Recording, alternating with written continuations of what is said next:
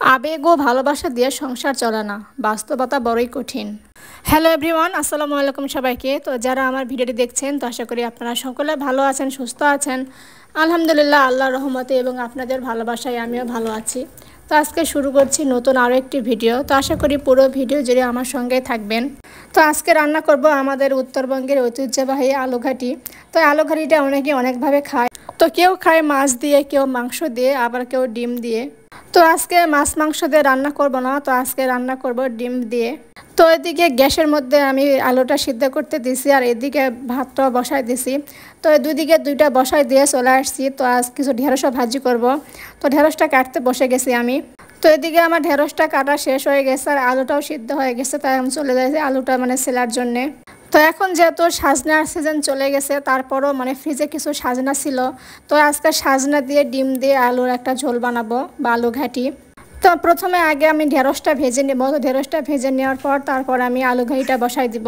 তো অনেকে ঢেঁড়সের তরকারি পছন্দ করে, আমার কিন্তু তরকারি দেওয়া ঢেঁড়স একদমই ভালো লাগে না। তো এইভাবে ভেজে খেতে বেশি ভালো লাগে।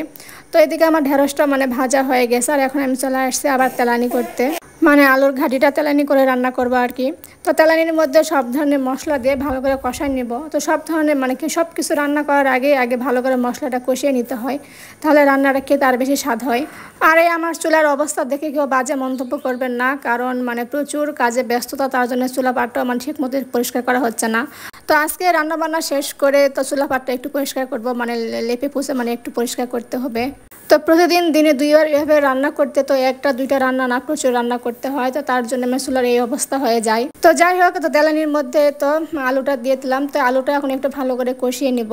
তো আলুর ঘাটিটা যখন নতুন আলু ওঠে, তখন কিন্তু আলুর ঘাটিটা আরও খুব সুন্দর লাগে। তখন মনে করেন যে কোনো কিছু না দিলেও এমনিতে আলু ঘাটিটা ভালো হয় খেতে। তো এই যে আমার আলু ঘাটিটা কষানো হয়ে গেছে, তখন এর মধ্যে আমি যে সাজনাগুলো ছিল, সাজনাগুলো দিয়ে দিব, ভালো করে একটু আরও নাড়িয়ে কষিয়ে নিব। তো আমার এই ভিডিওটি কোথাও কোনো অংশ যদি একটু পরিমাণ হলেও ভালো লেগে থাকে, তো অবশ্যই আমার চ্যানেলটি সাবস্ক্রাইব অথবা ফলো করে দেবেন। তো আপনাদের ভালোবাসা এবং সহযোগিতা পেলে আমি অনেক দূর এগিয়ে যাব ইনশাল্লাহ। তো সবাই আমাদের জন্য দোয়া করবেন। তো এদিকে সাজনার আলুটা কিছুক্ষণ একটু ভালোভাবে সিদ্ধ হতে থাক। এদিকে আমি ডিমগুলো ফেরিয়ে নিচ্ছি, যেহেতু ডিম দিয়ে রান্না করব। তো ডিমগুলো আজকে ভেজে দিয়ে রান্না করব। তো আলুর ঘাটি খেতে কে কে পছন্দ করেন অবশ্যই একটু কমেন্টের মাধ্যমে জানাই দিবেন। তো এই যে আমার ডিমগুলো গুলানো শেষ, তখন এই ডিমগুলো সব ভেজে নেব। ভেজে নিয়ে তো পাতলা পাতলা করে কাটবো, যাতে বাড়িতে মানুষজন একটু বেশি। তো ডিমগুলো ঝোলের মধ্যে ঢেলে দিলে তো আমার রান্না আজকের মতো এখানে কমপ্লিট হয়ে যাবে। তো ভিডিওটি আজ এই পর্যন্ত। হয়তো ভিডিওটি কেমন লাগলো অবশ্যই কমেন্টের মাধ্যমে জানাই দেবেন। যদি ভালো লাগে অবশ্যই একটা লাইক দিবেন।